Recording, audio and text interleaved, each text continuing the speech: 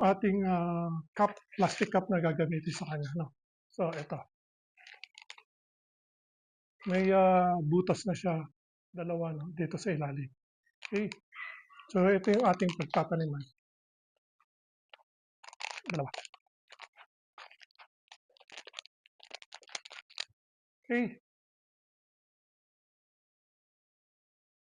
So, tanggalin muna natin yung mga saka sa ilalim. Yan.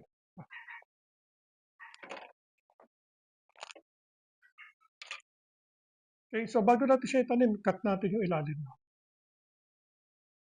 Yan. So, ngayon, gagamit tayo ng rooting hormones na powder. So, basahin muna natin yung dulo. Yan. Tapos, i-dip natin sa rooting hormone.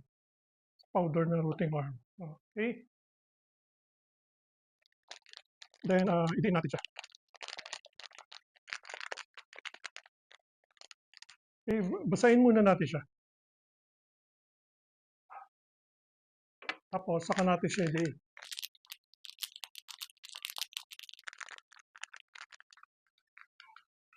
Okay, yan.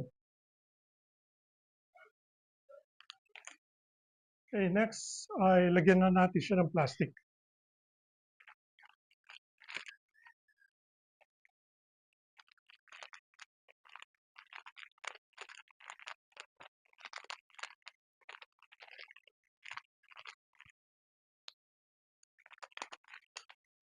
Lagyan natin ng goma para hindi siya makasingaw. No?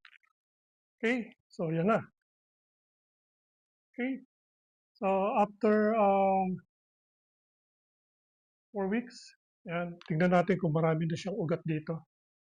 So pag marami na siyang ugat, pwede na natin siyang pasingawin. And then after a week, pwede na natin siyang, pwede na natin tanggalin plastic.